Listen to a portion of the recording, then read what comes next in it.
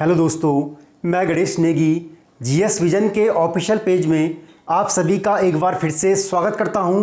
तो दोस्तों, आज हम बात करेंगे उत्तराखंड के इतिहास की।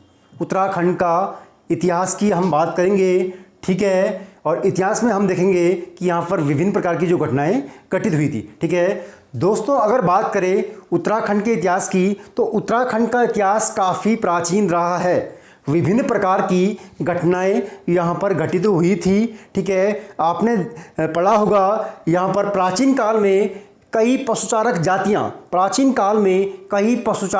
जातियों ने भी यहाँ पर निवास स्थान बनाया था, क्योंकि उत्तराखंड का जो क्षेत्र था वह पहले काफ़ी वीरान हुआ करता था, काफ़ी बिहड़ें यहाँ पर हुआ करती थी, ठीक है। जंगलों से भरा हुआ एक क्षेत्र था, तो पशुचारक जातियाँ यहाँ पर निवास करने आई थी और कालांतर में वही जातियाँ मिलकर छोटे छोटे राजवंशों के रूप में उन्होंने यहाँ पर अपनी सत्ताएं भी स्थापित की थी। अगर बात करें इतिहास में प्राग ऐतिहासिक काल के बारे में, तो प्राग ऐतिहासिक काल से भी यहाँ पर, या प्राग ऐतिहासिक काल के समय भी यहाँ पर विभिन्न प्रकार के हमें शैल चित्र, मृद भांड व पत्थर व धातु से बने भी उपकरण हमें प्राप्त हुए हैं। किसमें? प्राग ऐतिहासिक काल में। जबकि आदि ऐतिहासिक काल में हमें साहित्यिक व पुरातात्विक स्रोतों के आधार पर भी यहाँ पर विभिन्न प्रकार का वर्णन देखा गया है। यानी कि साहित्यिक और पुरातात्विक स्रोतों के आधार पर भी उत्तराखंड के क्षेत्र का वर्णन आदि ऐतिहासिक काल में किया गया है। जबकि बात करें ऐतिहासिक काल में, तो ऐतिहासिक काल में छोटे मोटे राजवंश थे जिन्होंने यहाँ पर सत्ताएं स्थापित की। बाद में वही राजवंश उनकी सत्ता समाप्त होकर कई नए राजवंशों ने भी यहाँ पर सत्ताएं स्थापित की। जैसे आपका कुषाण आए थे, शक आए थे, योधे आए थे आपका, ठीक है। आपका और छोटे राजवंश भी इन्होंने सत्ताएं स्थापित की थी। इनके बाद उत्तराखंड में एक इम्पॉर्टेंट राजवंश आया था जिसका नाम था कत्यूरी राजवंश या कार्तिकेयपुर राजवंश। काफ़ी बड़ा राजवंश था, काफ़ी लंबे समय तक इस राजवंश ने अपनी सत्ता स्थापित की थी। इसके बाद कुमाऊं में आपका चंद्रवंश आ चुका था, जबकि गढ़वाल में परमार वंश ने अपनी सत्ता स्थापित की थी। कालांतर में बाद में कौन आगे थे? यहाँ पर गोरखाओं ने अपना शासन स्थापित किया था। इसी क्रम में अंग्रेज भी आए थे। तो यह सब क्या है? हमारी ऐतिहासिक घटनाएं हो जाएगी, ठीक है दोस्तों। तो हमारा चैप्टर रहेगा आज का उत्तराखंड का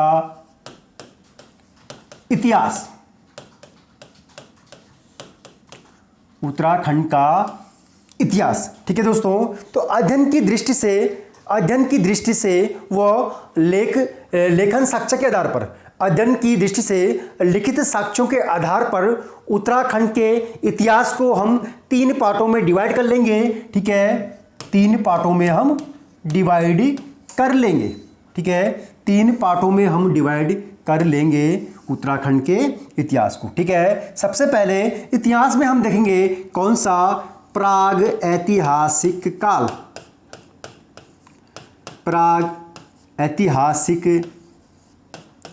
काल, ठीक है। प्राग ऐतिहासिक काल को अगर बांटा जाए तो इसको 3 भागों में बांटा गया है। कौन कौन से होंगे? पुरा पाषाण काल, आपने पढ़ा भी होगा, पुरा पाषाण काल, ठीक है। नेक्स्ट आपका कौन सा? मध्य पाषाण काल।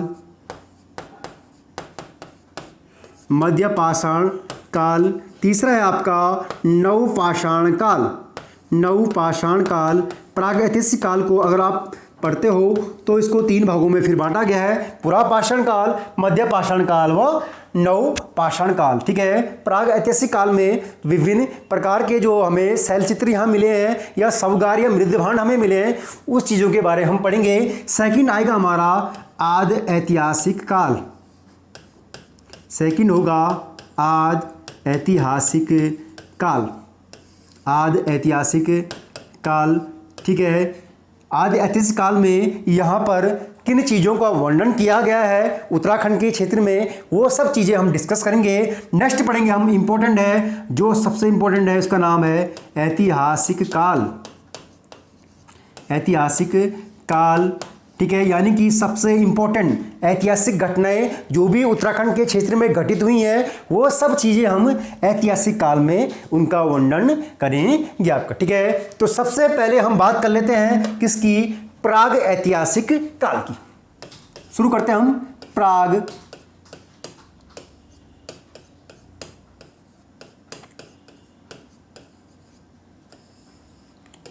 ऐतिहासिक काल। प्राग ऐतिहासिक काल की हम बात करेंगे किसकी, प्राग ऐतिहासिक काल की। दोस्तों इसको क्या बोलते हैं इंग्लिश में, इसका नाम इंग्लिश में आपका pre historic era, pre historic era इसे इंग्लिश में बोला गया है। किसको, प्राग ऐतिहासिक काल को। इसके टाइम पीरियड की अगर मैं बात करूं तो 5 लाख ईसा पूर्व, 5 लाख ईसा पूर्व से लगभग 2500 ईसा पूर्व तक इसका समय काल मिलता है। 5 लाख ईसा पूर्व से 2500 ईसा पूर्व तक इसका समय काल मिलता है प्राग ऐतिहासिक काल का, और इसे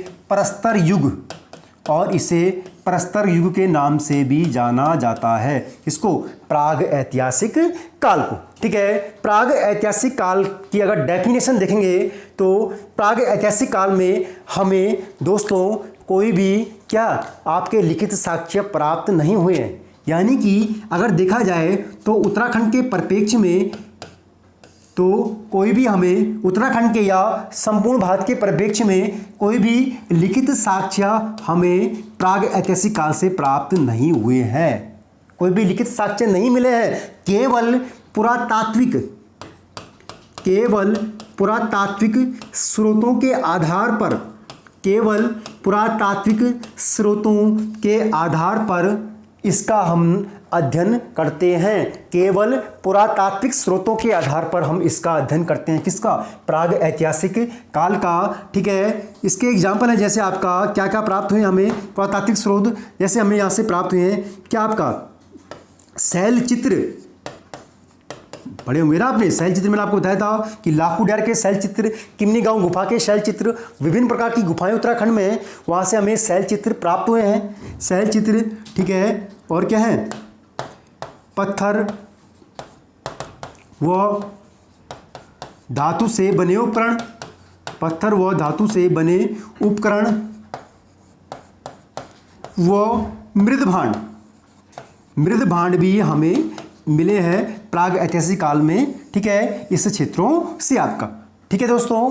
तो ये हम चीज़ पढ़ेंगे प्राग ऐतिहासिक काल में आपका केवल लिखित साक्ष्य नहीं मिले हैं, पुरातात्विक साक्ष्यों के आधार पर इस काल को हम अध्ययन करते हैं, जिसमें हमें क्या क्या मिले हैं, शैल चित्र मिले हैं, पत्थर और धातु के उपकरण मिले हैं, जबकि मृदभांड हमें यहाँ से प्राप्त हुए हैं, ठीक है। नेक्स्ट हम बात करते हैं दोस्तों, इसका नाम है, क्या है इसका नाम, आदि ऐतिहासिक काल।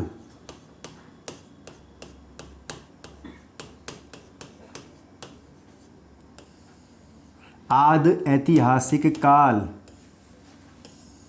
आदि ऐतिहासिक काल, ठीक है। आदि ऐतिहासिक काल की दोस्तों अगर इसके समय पीरियड की बात करें, टाइम पीरियड, तो इसका जो टाइम मिलता है वो हमें लगभग मिलता है 3000 ईसा पूर्व से कब तक, 600 ईसा पूर्व तक, यानी कि 3000 ईसा पूर्व से 600 ईसा पूर्व तक आदि ऐतिहासिक काल का हमें टाइम पीरियड मिलता है, ठीक है। साहित्यिक और पुरातात्विक,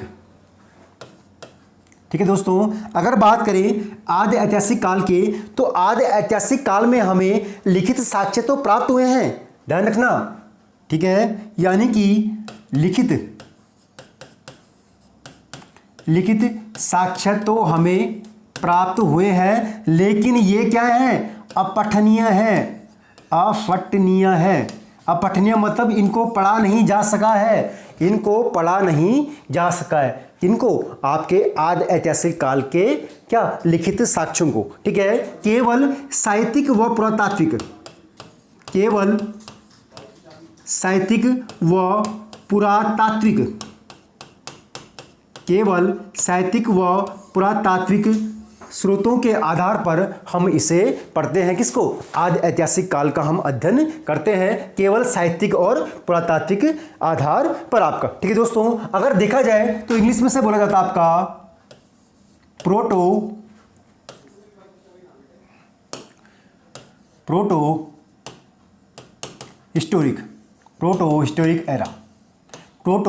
हिस्टोरिक एरा इसे बोला गया है आदि ऐतिहासिक काल को। इसका सबसे अच्छा एग्जाम्पल है दोस्तों कौन सा? सिंधु घाटी सभ्यता या हड़प्पा सभ्यता आदि ऐतिहासिक काल का एक सबसे अच्छा एग्जाम्पल है। सिंधु घाटी सभ्यता का जो विकास शुरू हुआ था वो आदि ऐतिहासिक काल के समय ही शुरू हुआ था आपका। ठीक है, किसका? आदि ऐतिहासिक काल। ठीक है, नेक्स्ट हम बात करते हैं दोस्तों, इसका नाम है ऐतिहासिक काल।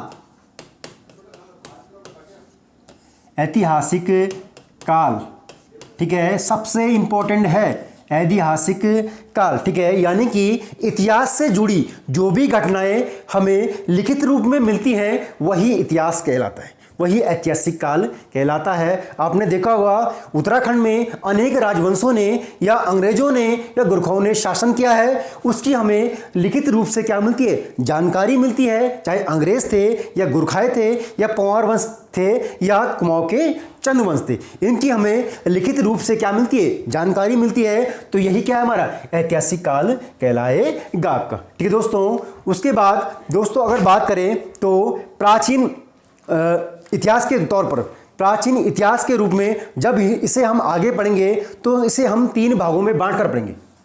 ठीक है, प्राचीन इतिहास को हम 3 रूपों में बांट कर पढ़ेंगे, 3 रूपों में बांट कर पढ़ेंगे। पहला रूप होगा हमारा कौन से? पुरातात्विक स्रोत। पहला रूप होगा हमारा पुरातात्विक स्रोत, यानी कि इतिहास को हम विभिन्न प्रकार से बांट कर पढ़ेंगे कि पुरातात्विक स्रोत कौन कौन से मिले हैं। ठीक है, नेक्स्ट होगा हमारा कौन से? साहित्यिक स्रोत, यानी कि उत्तराखंड में कौन कौन से हमें साहित्यिक स्रोत मिले हैं और साहित्यिक स्रोतों में इन्हें क्या क्या बोला गया है। ठीक है, नेक्स्ट होगा लास्ट हमारा विदेशी यात्रियों का वर्णन। विदेशी यात्रियों का वर्णन, यानी कि विदेशी यात्रियों ने यहाँ पर जो अपनी यात्राएं की हैं, उन्होंने अपनी यात्रा के दौरान इस क्षेत्र को क्या क्या बोला है, किस रूप में इसका उल्लेख किया है, तो इस आधार पर हम इसे पढ़ेंगे। ठीक है, तो सबसे पहले हम देखेंगे क्या? पुरातात्विक स्रोत। पुरातात्विक हम स्रोत सबसे पहले देखेंगे तो इसमें हम पढ़ेंगे क्या? कौन से? प्राग ऐतिहासिक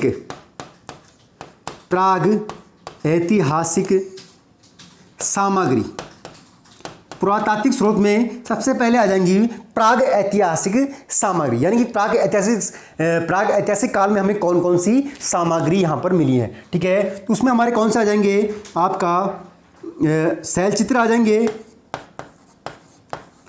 शैल चित्र हमारे आ जाएंगे। ठीक है, और क्या आ जाएंगे? हमारे पत्थर और धातु से बने उपकरण, धातु और पत्थर से बने उपकरण। मृद भांड आ जाएंगे, यानी कि प्राग ऐतिहासिक सामग्री हमारे शैल चित्र आ जाएंगे जो हमें यहां से मिली है। धातु और पत्थर से बने उपकरण आ जाएंगे, मृद भांड आ जाएंगे। ठीक है दोस्तों, उससे बाद आदि ऐतिहासिक की सामग्री, ये सारी पुरातात्विक है। आदि ऐतिहासिक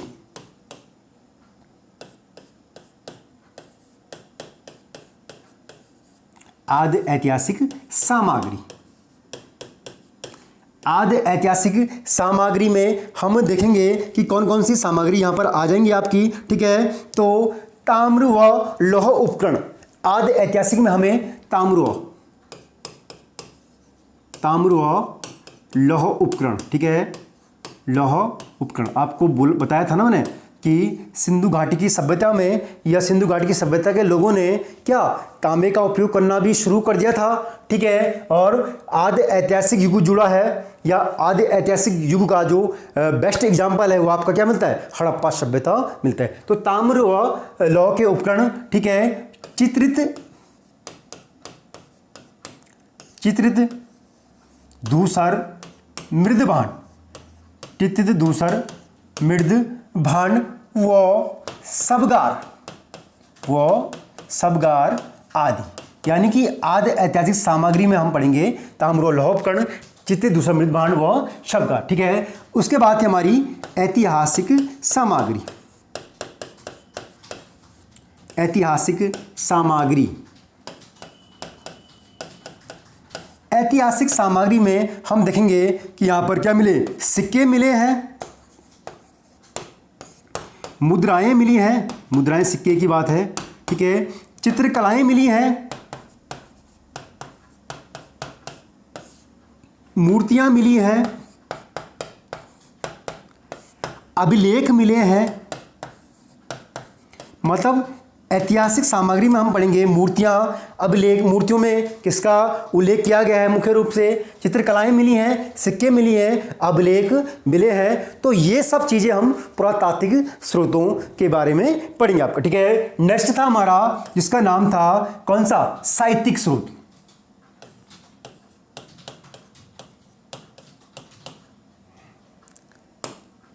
कौन सा, साहित्यिक स्रोत। यानी कि साहित्यिक स्रोत भी हमारे दो प्रकार से बन जाएंगे। ठीक है, धार्मिक और लौकिक। धार्मिक मतलब जो धर्म से जुड़े होते हैं, लौकिक मतलब जो धर्मनिरपेक्ष होते हैं। लौकिक मतलब क्या, धर्मनिरपेक्ष, धर्मनिरपेक्षता। ठीक है, धार्मिक स्रोतों में हम पढ़ेंगे कि यहां पर ऋग्वेद में उत्तराखंड को किस नाम से जाना गया है। जैसे ऋग्वेद में क्या बोला गया है, मनुष्यों की भूमि बोला गया है और पूर्ण भूमि बोला गया है। ठीक है, और आपका जैसे आपने देखा होगा कि उत्तर कुरु, ठीक है, ऐत्रेय ब्राह्मण किसका है, ऋग्वेद का ही है। ऐत्रेय ब्राह्मण में उत्तराखंड के लिए किसका प्रयोग किया गया है, तो उत्तर कुरु शब्द का प्रयोग किया गया है। ठीक है, स्कंद पुराण में उत्तराखंड के लिए क्या, केदारखंड और केदारखंड व मानसखंड का उल्लेख किया गया है। तो ये सब क्या है, हमारे धार्मिक स्रोत हो जाएंगे। ठीक है, मान लो यानी कि ऋग्वेद में, ऐत्रेय ब्राह्मण में या स्कंद पुराण में, तो इन सब ग्रंथों में इस स्थान को या इस स्थान का उल्लेख किस रूप में किया गया है, तो ये हम धार्मिक तौर पर पढ़ेंगे। जबकि लौकिक या धर्मनिरपेक्ष में हम देखेंगे कि यहाँ पर पर्टिकुलर जैसे अष्टाध्यायी की पाणिनि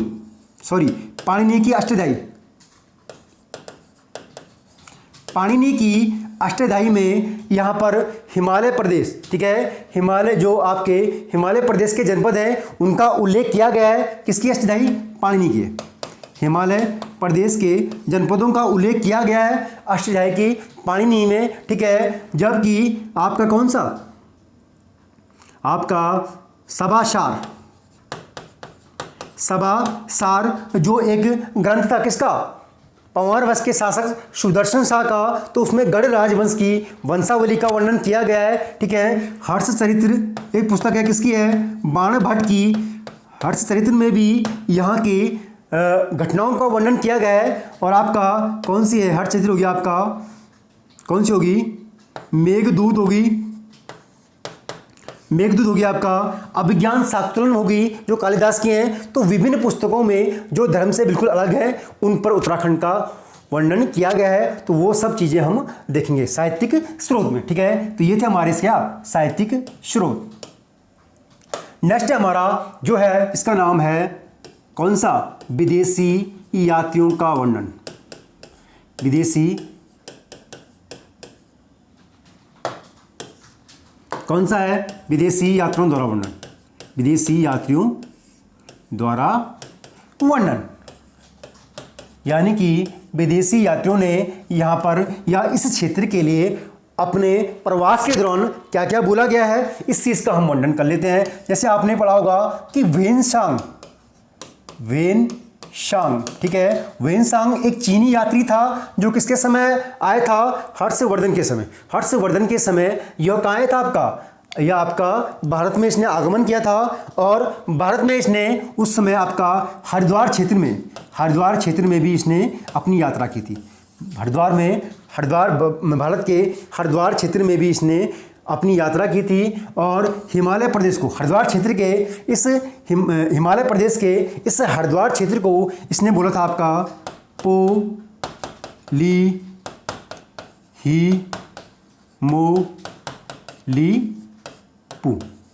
पोलीहिमोलुपू इसने बोला था, ठीक है, हिमालय प्रदेश के हरिद्वार क्षेत्र को। और इसने बोला था कि यह क्या है, ब्रह्मपुर राज्य इसने बताया था आपका, ठीक है, यानी कि हरिद्वार को इसने ब्रह्मपुर राज्य बताया था जो इसने हिमालय प्रदेश के लिए बोला था आपका, ठीक है। जबकि मोयुलो अपनी पुस्तक में मोयुलू नामक का वर्णन इसने किसके रूप में किया था, मयूरपुर राज्य के रूप में, मयूरपुर राज्य के रूप में इसने अपनी पुस्तक में मोयुलो का वर्णन भी किया था। किसने, आपका वेनसांग ने। तो ये क्या है, विदेशी यात्री हैं। उसके बाद मनुची नामक यात्री, ठीक है, मनुची नामक यात्री ने भी अपनी पुस्तकों में, ठीक है, इस क्षेत्र का विभिन्न प्रकार से वर्णन किया था आपका, ठीक है, किसका, आपका उत्तराखंड का, ठीक है। तो इस तरीके से हम इन स्रोतों को पढ़ेंगे आपका, ठीक है दोस्तों। तो आगे हम बात करेंगे, आज इतिहास की हमने बात की है, ठीक है, आगे हम प्राग ऐतिहासिक काल से शुरू करेंगे कि कौन कौन से शैल चित्र या कौन कौन सी गुफाएं हमें प्राग ऐतिहासिक काल के रूप में मिली है, ठीक है, उसका हम काफ़ी डिफाइन करेंगे, डीप जाएंगे उसमें, ठीक है। तो अगले लेक्चर में हम बात करेंगे प्राग ऐतिहासिक काल में, इतिहास में आगे बढ़ेंगे, ठीक है। तो आज के लिए इतना ही, मिलते हैं नेक्स्ट लेक्चर में, धन्यवाद।